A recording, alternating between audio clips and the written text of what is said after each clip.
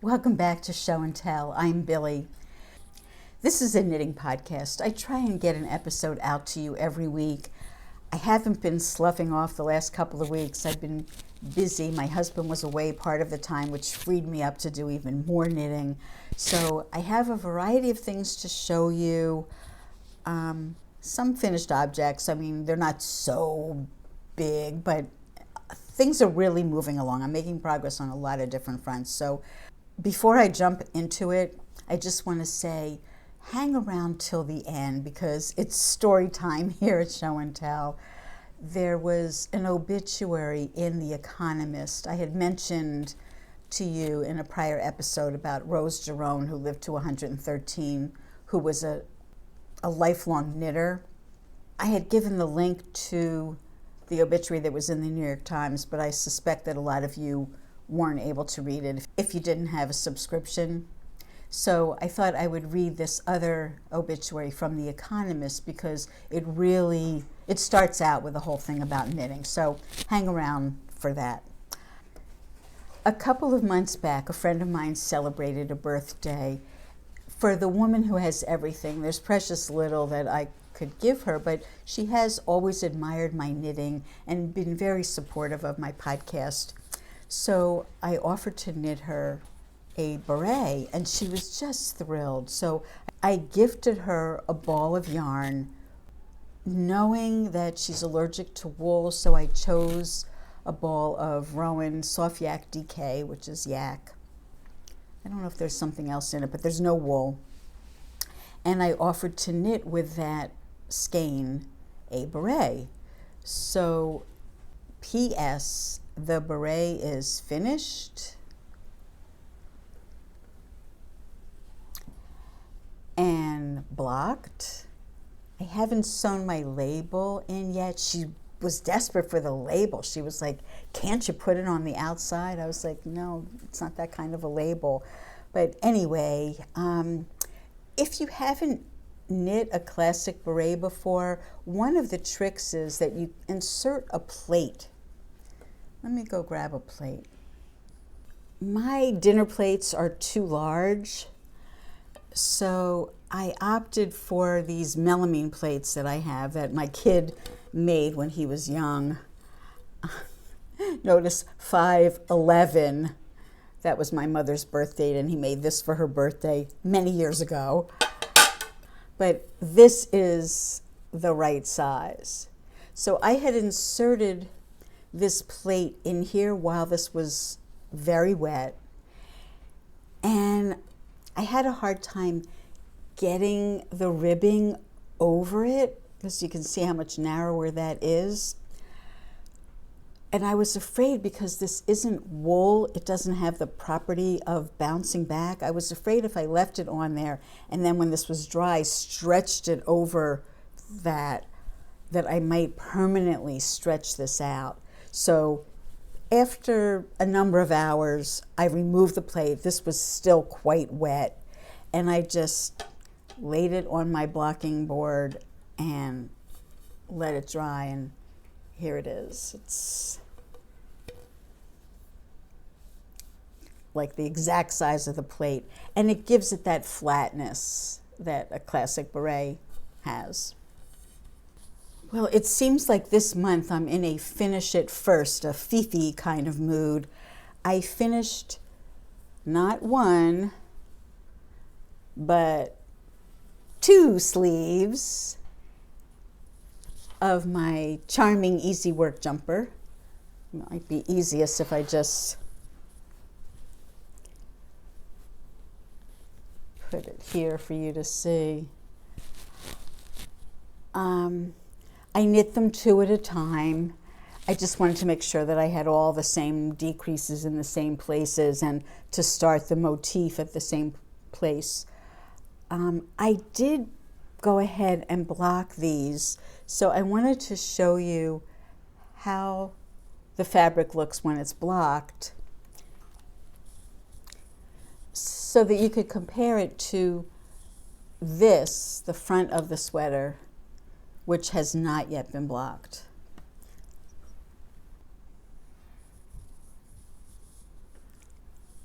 So there's a small difference in this particular fiber.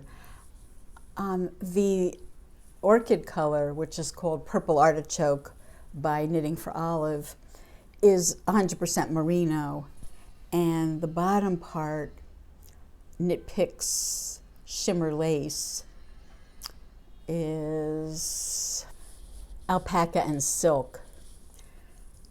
So there is a difference in the feel of the two fabrics.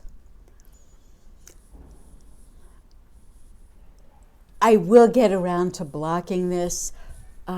First, what I did was I linked the shoulders together so that I could do the neckline.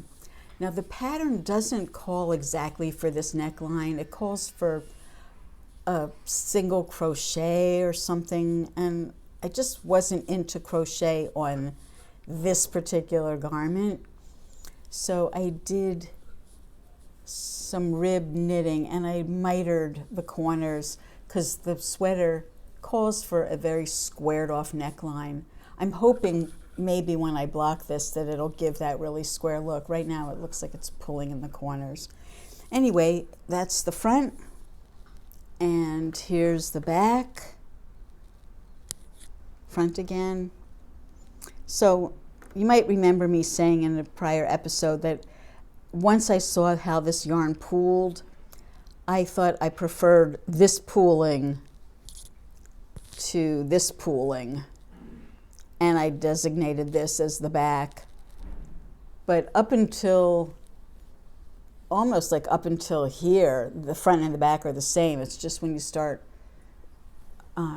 opening up for the neckline that the pattern changes. So I had all this time to decide which I wanted, but I did ultimately choose my first choice, my initial choice, to use that for the front. I have pinned the sleeves in at some point to check and make sure that they fit in here, because I did a lot of tinkering to get this shape and to get the narrow shoulder that I like. And I think it's going to be a home run. Once I have it all together, I will model it for you. So I put this in the 95% finished category, not 100% yet. I did finish off that little orange teddy bear. It just needed a couple more stitches. So, I'm ticking the boxes on Ravelry and trying to get as many of my works in progress to be 100% completed. So even though it only needed a couple stitches, I wouldn't check that box until it was completely together and ready to ship out. I think that my newest great niece is going to be the recipient of that. So Brittany, if you're watching, it's not going to be a surprise. Initially, I had only bought one skein of this at Vogue Knitting Live in New York. And I realized when I was getting to the top of the front and the back that I wasn't going to have enough to do as much of the sleeve as I wanted. So I searched around on Ravelry, and I found some people, and I also found some stores who had the same dye lot. And I had shown it side by side when I first acquired it, but now you can be the judge. I think it's a perfect match. You can't tell any difference. So I wanted to show you how much I have left. I have this much of that yarn.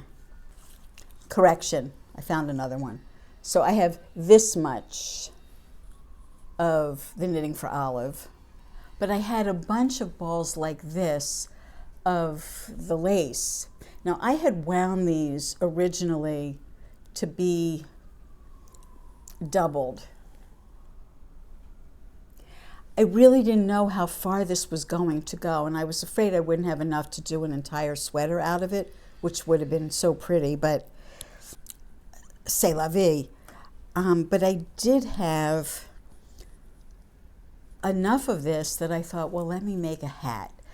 I didn't want to do another beret. I have berets to match many of my sweaters. I thought I would like to do a different vintage hat, and I'll put a picture here so you can see what I'm shooting for. It's called the 3-in-1 hat. Well, the top of it is crocheted. I probably shouldn't have this big hole, but not too many people are going to see that because that's going to be sitting up here on the top of my head. And then there's a band of knitting, not crochet, that goes around it. And I'm still working on that, but it's a pretty quick knit. This took me one evening, and I've been working on this section for a couple of days, and I probably have another day or so.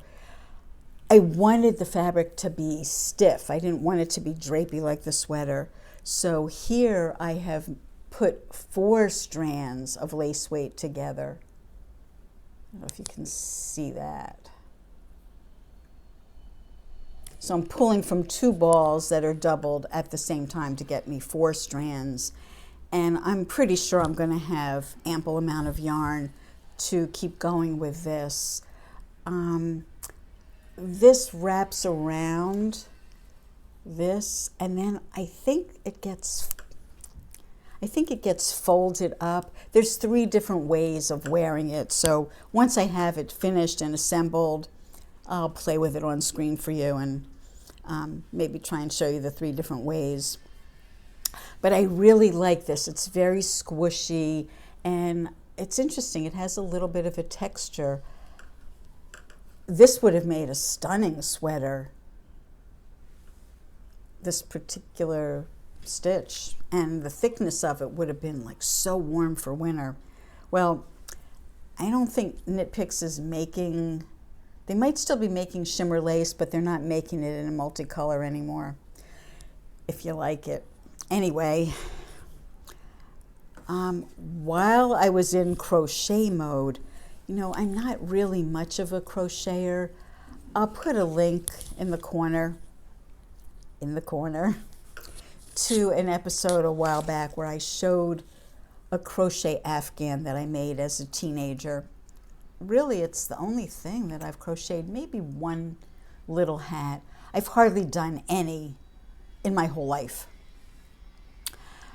But there's this blouse that I've been wanting to do for years. I know I've shown it before, but I'll insert a picture here so you can see. Who wouldn't want this blouse? You know, if you're a vintage lover, this just looks like so pretty. Before I go ahead and show you the blouse, I just wanted to say that I don't have enough crochet knowledge to understand what a pattern repeat in this particular pattern meant.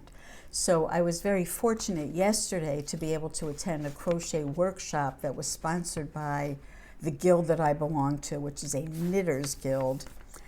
And they gave us patterns for a couple of different easy crochet projects and directions. So using worsted yarn and the biggest crochet hook I have, which you're going to laugh if you've done any crocheting. This is my biggest one. This is a size 4 or E. The blouse I've been wanting to make, which is from the 1950s, calls for this cotton thread, number 30, if you're familiar with the lingo of that. And at least a year or so ago, I started to crochet it, and then I thought, well, at some point I'll run into some experts and pass it by them and see if I'm doing it right and see about what this repeat is supposed to be. Anyway, I did get a little bit of bolstering up by 2 women yesterday, Linda and Shari. Hats off to you. And thanks to Maureen for organizing this lovely event, great event. This I had crocheted on this, which is a size 9. This cost 10 cents back in the day. I purchased a whole bunch of teensy weensy little crochet hooks on eBay. There are like 20 of them. Some of them are duplicates, but they're all very tiny ones because buying the whole lot was as cheap as if I went in to buy just one practically. Now that I have done this a little bit and gotten a little familiar with it, it seems to me like I'm not getting the right gauge. I really didn't understand like what size hook I was supposed to use. But since I do have hooks that are bigger than this, I am going to redo this and see if I can get what I believe to be the gauge. It says that 2 pattern repeats is supposed to equal 1 inch. And I think that this, well, it's hard to show. I think that this section between my 2 fingers is considered 2 repeats. I'm not 100% sure, but that is a little bit less than 1 inch. And if that's the thing that's supposed to be 1 inch, I'm going to go up to a bigger hook, which will make my eyes very happy and probably my fingers too, because there's a lot of this. Luckily, the people I was talking to yesterday were looking at the picture and telling me, no, this motif is not going this way. It seems to be going this way. So we think that this is the front bottom of the sweater. It seems like it should be wide enough, but I'd rather have it be too big and then take it in than have it be too small and not be able to get it on. So there is something in the instructions about gathering it under the bust, or somewhere around in here where there's this inset of Irish lace, like leaves and flowers and things. Anyway, if it's bigger, I can probably play with it, or maybe even shrink it if I have to, because it is cotton. So I'll be working on that. For the Rink or the links, I have made progress on it since I last saw you, but I'll save it for another time because I won't get back to it for a while. I want to do some other things to break it up. It was getting to be a little much. You know, I've worked on it for such a long period of time. It's in like a mini, I wouldn't even call it a timeout. It's hibernating for maybe a month or 2, and then I will get back to it. I think because summer's coming, I'm more inclined to do this, which I have also been putting off for years. So I'm sure by the next time I'm before you, I will have the hat finished and the charming lavender sweater finished, and I might be further along on this. So don't go away. Let me read you this obituary. In a prior episode, I had introduced you to a woman named Rose Girone, who passed away at age 113, and I gave some links to a New York Times article, which I imagine most of you weren't able to read if you don't have a subscription. So I thought that this other article that was printed in the Economist, I'll give the link for this as well, but I think it's another one of those situations if you don't have a subscription. There was an obituary about her in the Economist as well, and I'd like to read it to you. Stitch by stitch, Rose Girone kept her family going.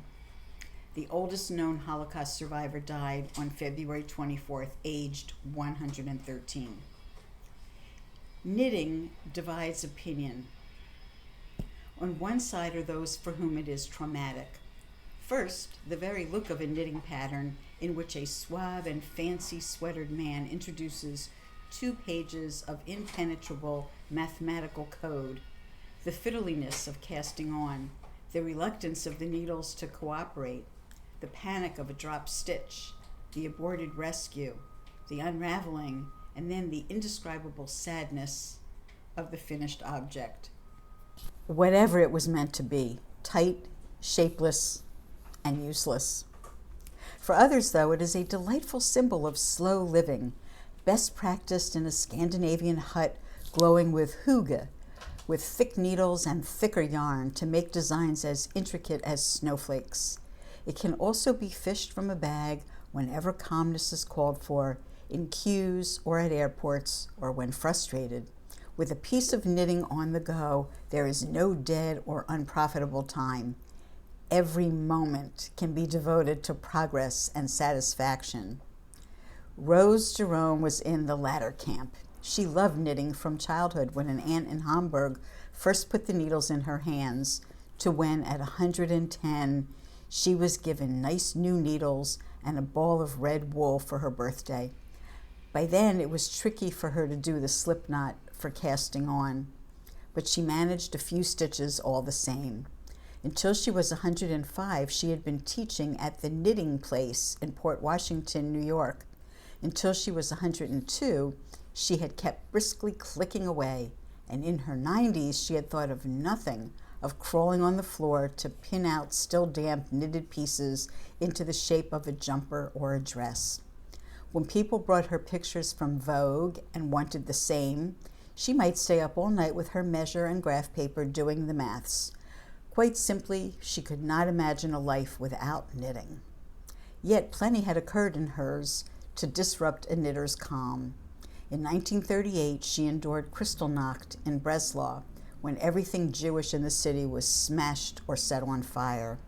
Soon afterwards, the Nazis arrested her husband Julius and sent him to Buchenwald. She was spared because she was hugely pregnant with her first and only child. With luck and ingenuity, her relations obtained Chinese exit visas that allowed her, her baby Reha, and even Julius to escape to Shanghai, one of the few open ports that still accepted Jews. By 1941, though, the Japanese took over Shanghai and set up a mile-square ghetto for the city's 20,000 Jewish refugees. She and her family saw out the war there before seeking refuge in America in 1947. There, her life had to start again from scratch. She did not forget her knitting, though. No other career had appealed to her anyway, and after marrying Julius, an arranged marriage, but he was plump and prosperous in the shipping business, she was happy to be a hausfrau. Soon enough, there was little Reha to knit for, chunky little items that could wrap her from the breeze on the deck of a ship. Reha was not the name Rose had wanted. It was the one she disliked least on Hitler's list of permissible names for Jewish babies. But she did not believe in fretting over foolishness or small things. She did not complain about the money and jewelry they had been made to leave behind, nor about their place in the Japanese ghetto in a tiny room that had once been a bathroom under a staircase in a block of flats. True, there was only a single bed for the three of them, ticklish with cockroaches and bedbugs, where rats ran over them as they slept. But as she kept reminding her family, weren't they lucky? They were together and out of Europe. She had also luckily found work. A man she met persuaded her to show her knitwear to an elegant boutique in Shanghai, which took her on. So many orders came in that she recruited Chinese women to a workshop to help her, acting out any parts of the patterns they did not understand. Julius, meanwhile, traded the few things they had brought with them, trinkets and linens, and went hunting, bringing back pheasant and quail full of buckshot. He could not make much money, though, and she could. She was soon providing knits for the most fashionable folk in Shanghai, all while living under the stairs. When they finally left and could take only $10 with them, she folded 8 $10 bills, very, very small, and stitched them over with yarn to make buttons on one of her sweaters. That way, they took $80 out. Her time in America showed similar ingenuity. After 2 weeks, she applied for a job, even though she hardly spoke English, let alone knitting English, with its swatches and blockings and bloomings, and got it. After she divorced Julius for not pulling his weight, and she and Reha were scrimping in furnished rooms, By sheer luck, she met a man who owned a resort in the Adirondacks where the rich of the Northeast went on holiday. He set her up with a stall in the hotel lobby, and soon she was opening her own business in Queens. It expanded to Rose's knitting studio in Forest Hills, which ran for years before, in 1980, she sold it. By then, she had long met and married Jack Girone, her perfect partner. She did not stop teaching knitting, though, and her classes were amongst the most sought after in New York. As a teacher, she was kind, telling novices to have a coffee and Dunkin' Donuts rather than watch as she ripped their efforts undone. After all, she had known her own disasters, including a batch of white sweaters in Shanghai, which she tried to dry too fast and singed in the oven. Her instructions for life remained the same. Anything you could fix with money was not a problem. Nothing was so very bad that something good couldn't come of it. Don't sweat the small stuff. Her recipe for longevity was good children. You had to be lucky with that. She had the best in the world. And lots of dark chocolate. Most important, though, was always to have a plan. Don't wake up and say, "What am I going to do today?" She definitely had a plan. Sometimes, as she snoozed in very old age, her daughter would hear her muttering in German, "Eins, zwei, drei, vier." She was counting stitches again. I couldn't resist reading that to you because it's so charming, and it tells us so much about our own knitting and why it's so important to us. So anyone who stayed to listen to this, I hope that if you're enjoying good health, that you too live to be 113, knitting till at least 102, like Rose. If anyone knows where some of the things that she knit have gone, like if they were sold at auction, or if local New Yorkers know of somebody who stepped forward and said, "Oh, I have something that she knit. I used to go to her yarn shop in Forest Hills," please let me know. I mean, I think it'd be interesting if I could maybe find those people and bring them on the show so they could show us her knitting. I'm really very intrigued by this woman. I think it's incredible. Well, I hope you enjoyed that little, sort of like an article about the life of a knitter. I hope you found that as fascinating as I did. I'll see you next time. Bye now. Enjoy your knitting.